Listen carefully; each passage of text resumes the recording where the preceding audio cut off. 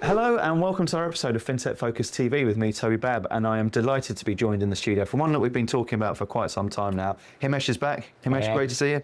You too. And Rolf Andersson from Sequitor Engineering. How are you? I'm good.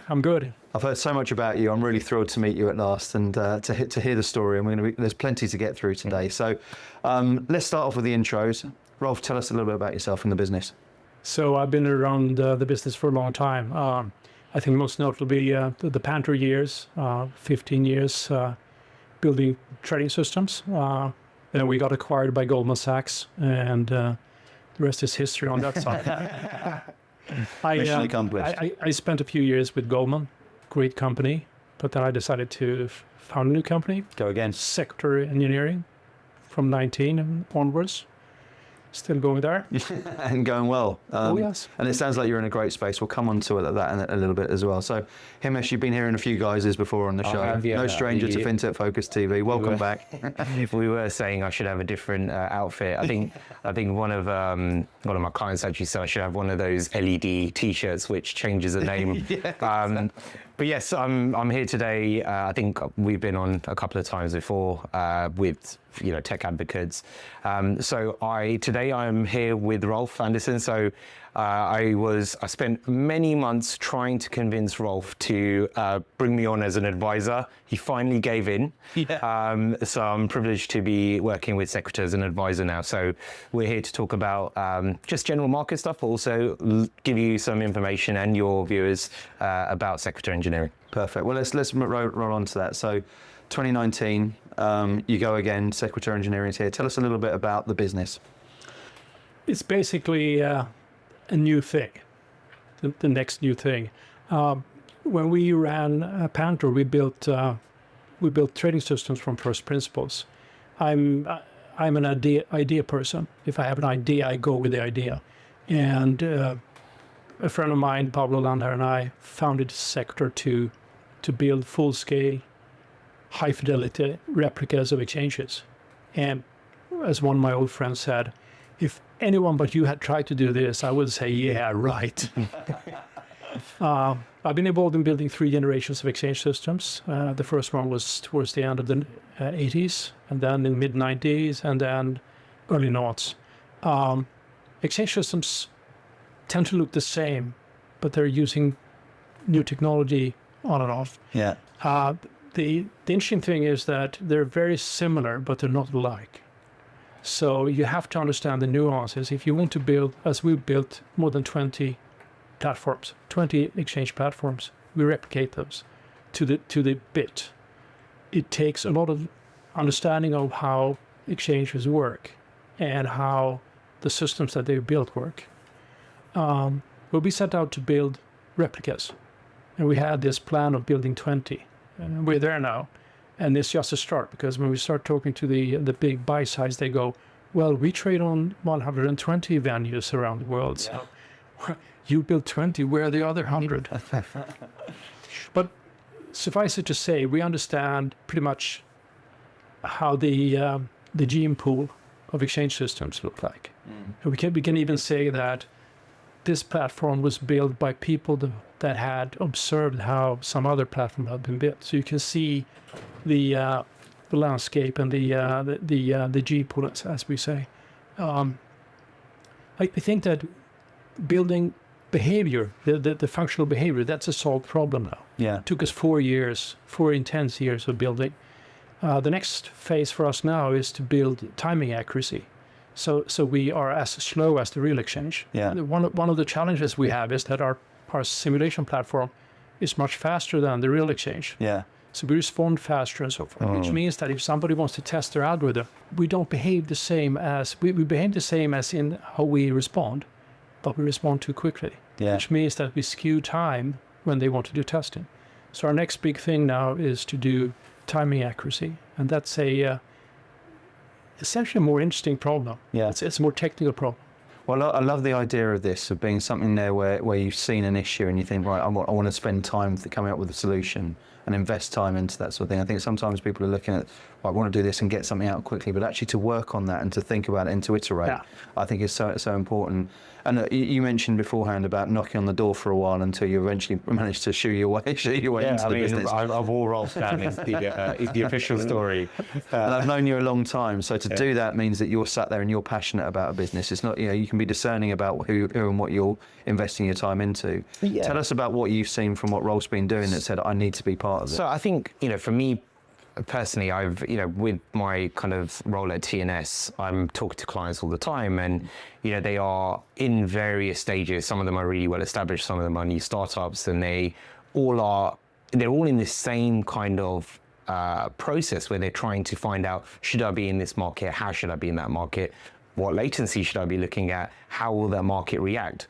And the historical way of doing it is, look, take your historical data from an LSEG or someone of that kind of caliber, and then replay that into your system so you can refine your algo. But all that really does is it gives you the ability to make sure that your algo can deal with the data coming in, right? You don't actually know how the market's going to react to that. So when I started talking to Rolf and, Alistair Watson, who, I know very well and who's moved on to pastures greener. Thank you, Al. And, he knew Rolf from way back when he was at UBS. And when I got to meet Rolf and started hearing their story, I was like, this is really cool. And, fundamentally, where some of the functionality that they've got, the basics of, it's a UAT system which is on all the time, 24/7. UAT systems at the moment from exchanges aren't available all the time. They're not really a like-for-like replica. There's, if you want to do like an ARB strategy, you're quite limited, and actually it's not private. So the Sequitor message is, it's a fully private, no one else can see what you're doing. But the really cool thing here is they can actually show you how your liquidity will interact with that market in a UAT system. So that's a powerful thing. And, when I started seeing, and I got to know Rolf and Ola and Johannes and all of the Sequitor Engineering team, it just made me think this is the next big thing, as Rolf described it. And, we've been having some really good conversations with both buy side and sell side, because there's a very distinct use case on both sides of that fence. And I thought, I have to get involved. So, like I said, I eventually wore Rolf down and said, let me come on board and help. And here we are. Rolf, I want to go and move into that about, you've used the word a couple of times now about the next big thing. And we've seen, heard your trajectory and your story, and there's lots of experience in there and a strong exit, and you're there and able to come back in now with bags of experience about starting up a business and thinking about what that business should be in and what the problems should be solved in it there. So with the origin story there of you looking at this issue in the marketplace and this opportunity and how you can make it better, talk me through that process about what led you here and why you think it is so important for people to be thinking about this and engaging with the company. It's a good question. Back in 2013, it was August 13, we had a fairly serious problem with the platform that we were building at Pantor. It took us more than a week to calculate what was happening. And I said to myself, when I get enough time and money, I'm going to build the test platform that I would need to fix that, because some problems, you don't have a week. You get killed in a week. Especially if you're an exchange. As I spoke very early on with Dave Howson, whom I respect greatly. You probably know him well. I do, Dave, I met with him back at Monument in the SIBO days, and he said to me, Rolf, you have to explain something to me. You're talking about building 20 exchanges. We're building one exchange system, and that's a tall order to do it really well. And I said, but we don't have to survive the closing call. We're in a different business. We're in the business of making sure that it's not the occurrence of problems, it's the frequency and extent of problems that would kill us. You get killed by instances of problems. If you can't do the IPO for Facebook, as NASDAQ had a problem with, or you can't, run the closing call, then all of a sudden you will shift wealth and people will be really mad at you. Those who will get wealth will not be as happy as those who lose, because the guys who win, they know that next time they're out for losing. So you have to do something that we don't have to do. Yeah. And that's one of the things that we said, okay, this is a first principle. Why would we build something that survives something that the exchanges does, instead of saying, how can we optimize for the common case? So our platform it looks and smells and tastes like a real exchange, but it's drastically different. And this is one of the reasons why it's so fast, why it has so low footprint. It takes minutes to start an exchange, at least, maybe 10 minutes. We start in a second. Yeah. And then people say, how can you do that? And as my discussion with Dave was, he said, okay, what does that buy you? Which is the right question. I said, we don't have to take all of these security measures that the real exchange does. We don't have to be careful about releasing something that is almost right. Yeah. So no other comparisons. But as Mark Zuckerberg once said, move fast and break things. Yeah. We release with the same cadence as development groups in our client organizations. So go to one of the big buy sites. They're spending a lot of time moving very fast. What we're doing is we turbocharging them by moving as fast as they do. So if they have a problem with the SIM, we fix that within hours. Yeah. You had, for example, one Paris bank or French bank who commented that we did something wrong. It was like 6 o'clock in the evening. 10 o'clock we released. Yeah. And when they came into work the next day, they said, what happened here?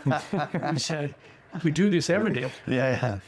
Another client said, we want this exchange. And we said, okay, we can fix that. Next day, we said, okay, you can boot up on the new exchange. And they said, wait a minute, a day? And yeah, sure, but it's only basic functionality. You can do the most of the things. And they said, how the hell can you do that? Sorry, excuse my French. It's because we're not doing real exchanges. We're doing simulations of real exchanges. Yeah. And this is important because otherwise we will not be able to keep the pace that our clients are keeping. They wouldn't be interested. If we had quarterly releases like, the ordinary EMS and OMS system firms have, that wouldn't be useful. You need to release every day. Yeah. You need to release at the outside of the envelope. Yeah. All day, every day.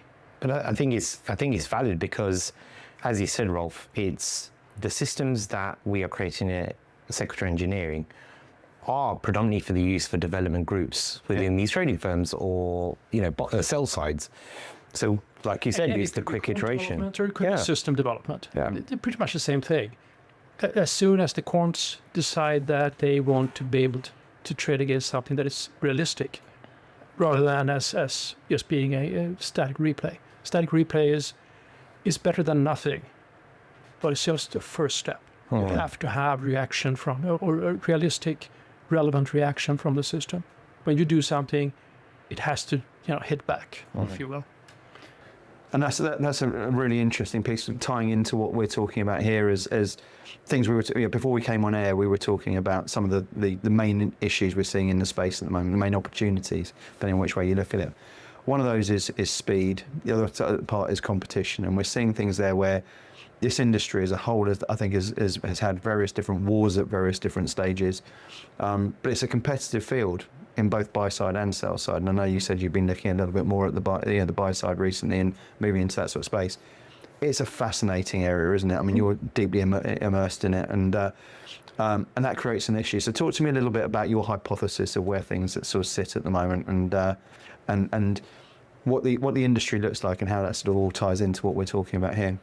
In my view, as soon as you build a new algorithm that is successful, the competition will find out very quickly, more quickly than before, because they have the tools and the detection mechanisms to figure out what you're doing, and they will find ways to become adversarials to you, hit you back, which means that even if you have a really smart algorithm, it will not run for long before someone else is trading against you or doing the same thing, mimicking what have you. So you have to be able to go to market very quickly. So your release cycles are absolutely vital for you. But also to be able to test. As one of our clients said, it's not about testing 1 or 2 scenarios. You have to test 1,000 scenarios. And then all of a sudden you need a platform that gives you, that doesn't have a big footprint. Because firing up 1,000 simulations at the same time, they cannot be heavyweight exchange-like systems. They have to be very lightweight. At the same time, they have to behave like a system. Because otherwise, going back to Himesh comment about it has to be relevant. It can't be static. It has to fight back. If it doesn't, then you will not get the same result in sim as you will get in production. And it's so funny.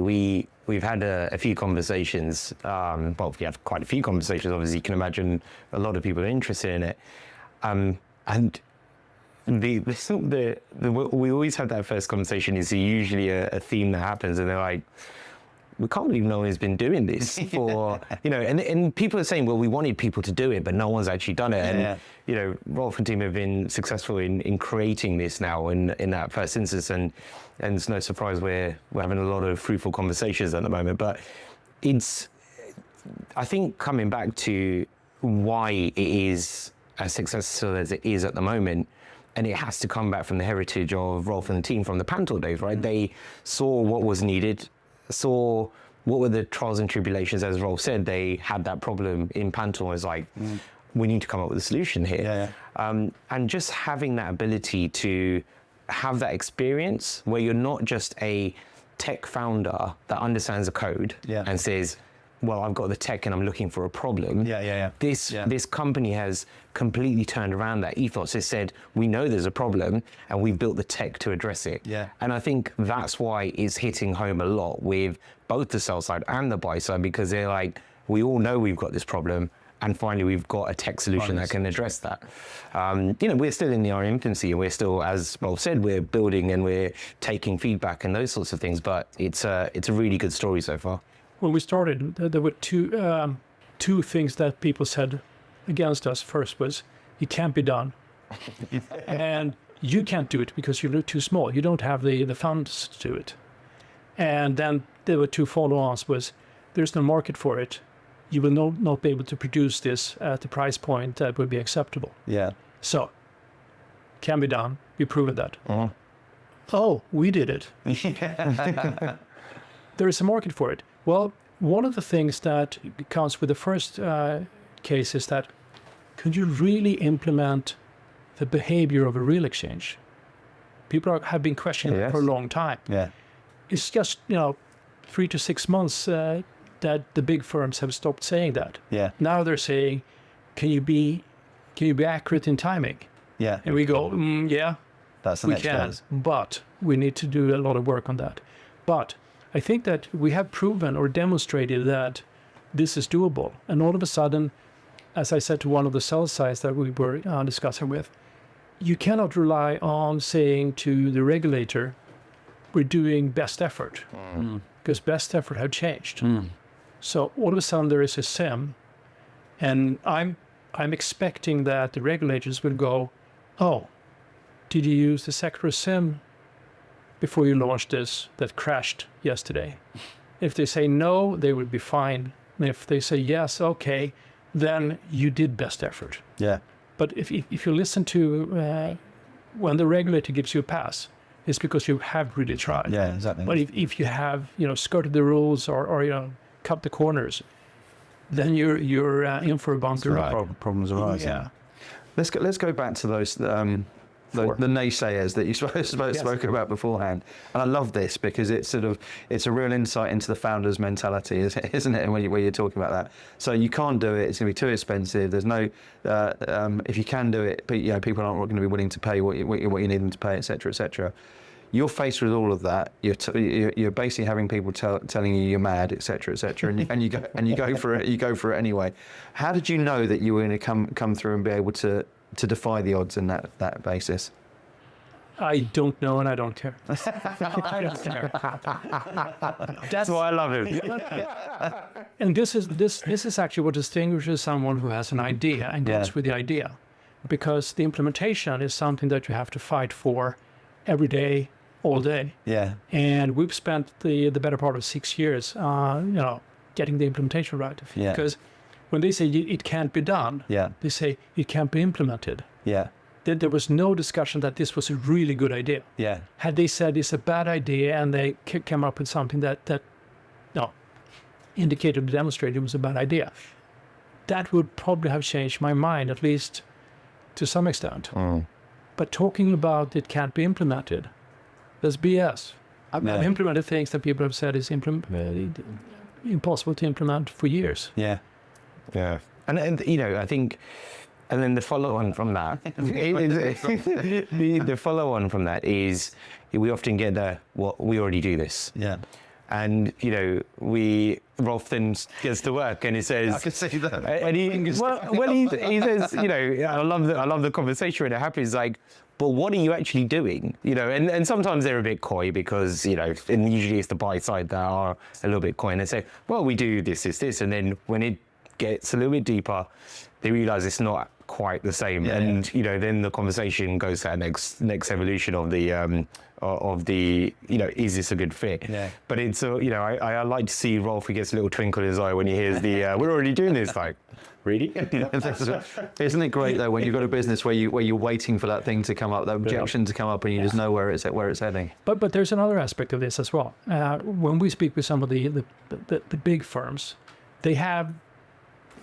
Back in 2013, we didn't have the resources to build something, Pandora, because we had other things to do, and we weren't that big. Yeah. So it was when I have enough money and time, I would do it. Yeah. And this is important because absolutely, even though I realized it was a good idea back then, but I didn't have the resources. Yeah. So I would either have to acquire the resources, possibly change the way my company worked or our company worked, or I had to wait. Yeah.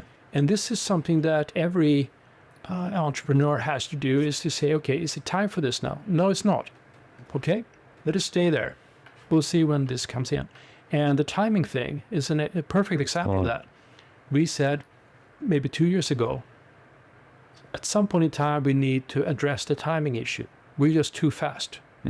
You can run a full day's worth of Citra on a laptop in 6 minutes.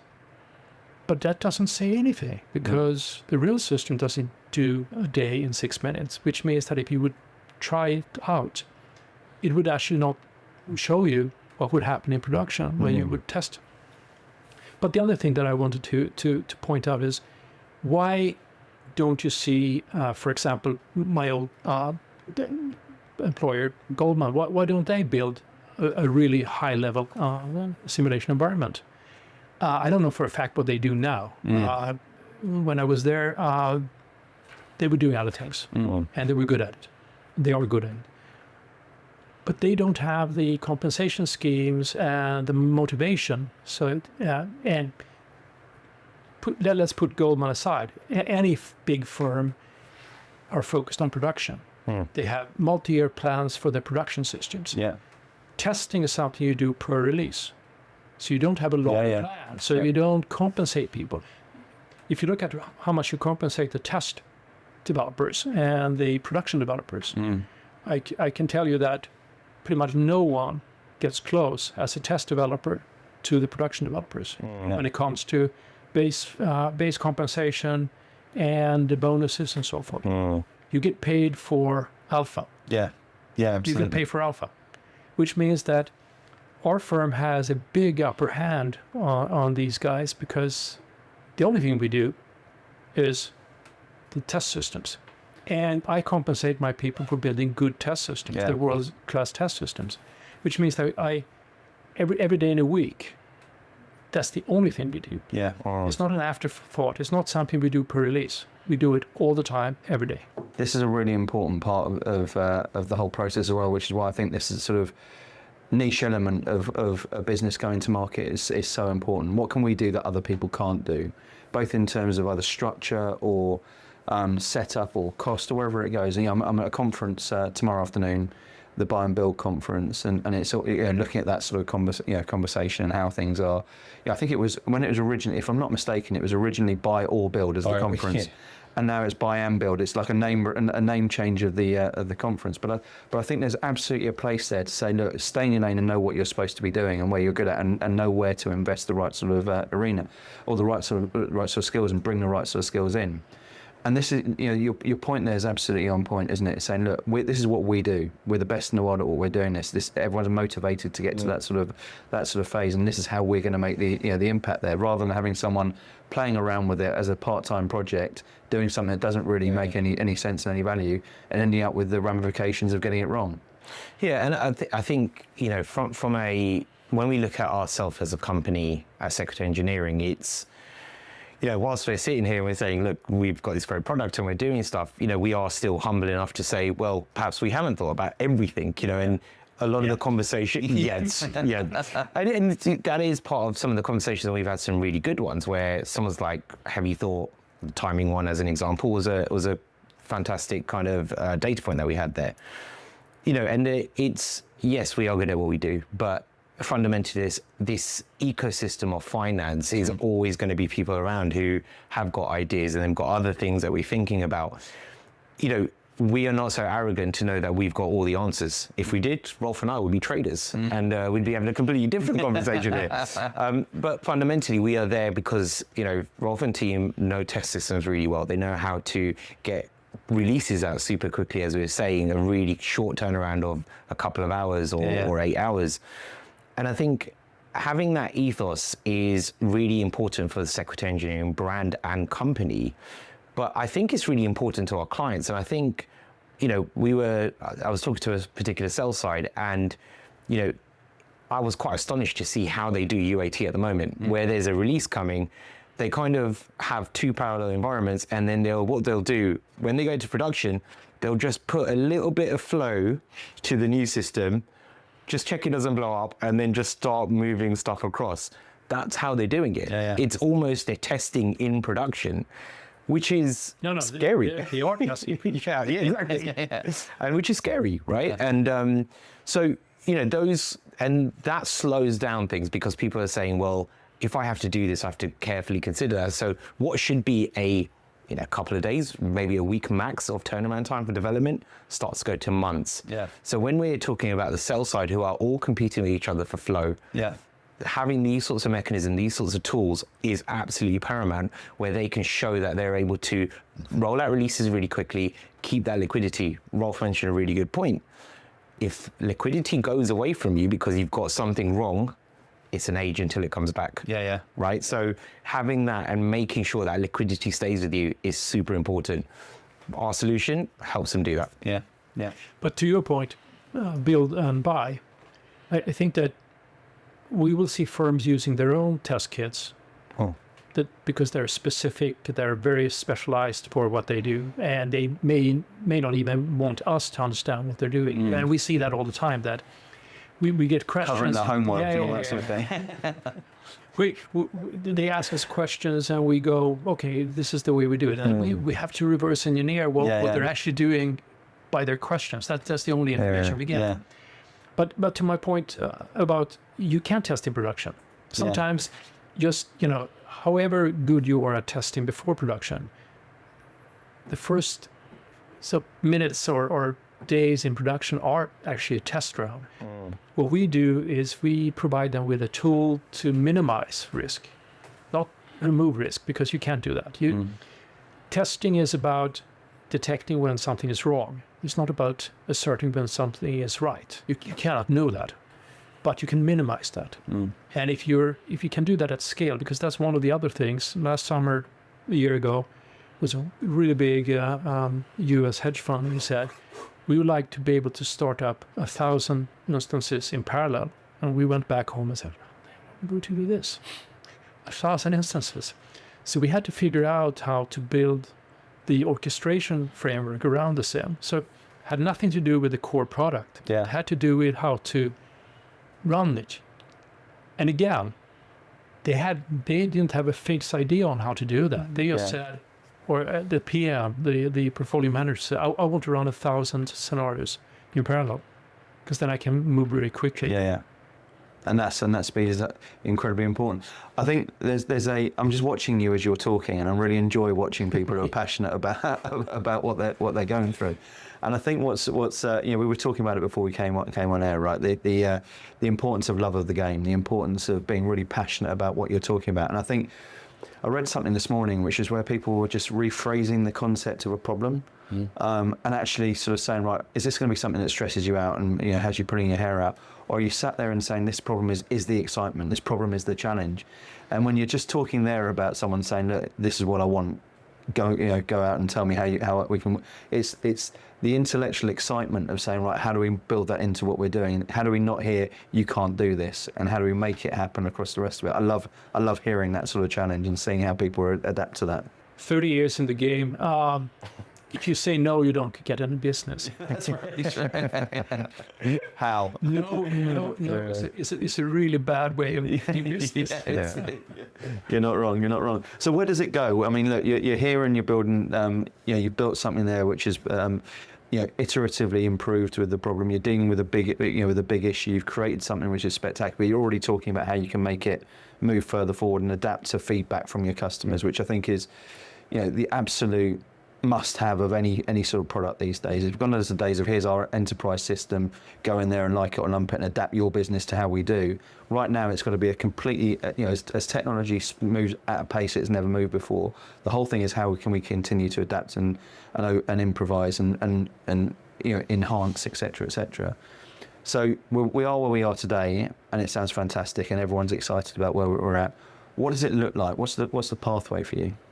I'm pretty sure that we will be involved in building at least reference designs of real systems. We have the best tool in the world to build a new system. Yeah. So let's say, hypothetically, that somebody would want to build a new exchange from scratch, docking laws from, for example, NASDAQ. We have the tool to do that because we can play the red team from day one or day zero. Yeah. At the same time, the question is, what would that do to our existing firm? Could be that we would team up with someone else who does the other part, the production part. But it's interesting to see that we have a number of legacy platforms on the exchange side, on the sell side, a number of enterprise independent software vendors. Code that is like 20 years old. The stuff that we build at Panther is now 25 years old, or 20 years old, at least. They have done a lot of renovation and so forth on that code, so it's not 20 years old. But some of the ideas was Anders Furhead and I and Ola back in the noughts saying we should build a system like this. And then they made a lot of upgrades on that. Just as a pattern, you have so many systems that are really old, and very few would, even think about building something from scratch because what? Because of what? Because they don't know how to observe if it does what it should be doing early on. Yeah. So for example, let's say that you have an big exchange group who wants to re-platform. It would take them at least 9 months, maybe a year, before they can start observing for real. Because they don't have anything to compare with. Yeah. So one of the things that we can do is we can actually build a comparison ahead of them. We did this in a small way. NASDAQ Nordic was going from Ouch version 4 to version 5. They were changing the way optional fields were encoded and so forth. They were taking things from the fix flow into the Ouch flow. So the new Ouch gateway would be more functional, and it had a new technology in terms of how it represented optional fields. We work with them as the red team, and we literally use the word red team from when you do attack simulations in warfare and so forth. So we were the red team. What we did, we read the spec, we commented on the spec, we built the gateway long before they did. We had our gateway running 2 months before their gateway, because we don't solve the full problem. We solve what you see, the observable problem. And we were able to cut their development time in half. And we were able to provide to Anders Green, who was the project manager, observability into his project long before he had expected it. So he was a happy camper. And we learned a lot from that. And we've been reusing that in other areas as well. But the red teaming is something, to your question, I think that we will be involved in building real systems. We will be involved in being red teams, really serious projects where it may be that you have a deadline. You must be finished by because of regulatory issues or what have you. And the third thing I think that this is a side project that I'm working on is how could you create relevant benchmarking? There is no relevant benchmarks for the buy side, especially specifically, but even for the sell side, and to some extent for the exchange side, but mostly for the buy side. If you're AMD or if you're Intel or if you're HP or Dell or Lenovo, Blackcore. Blackcore, yeah. Blackcore is a really good example because they're comparatively small, so they could have much more use for this. Because they're moving faster, and James and others are they're on the ball. That's where it all ties together for you, man. It all ties together. It's it's one big loop. Yeah, exactly. But the big issue here is what is relevant. What would make one of the senior technologists at Jane Street or Citadel or Jump say, this is interesting.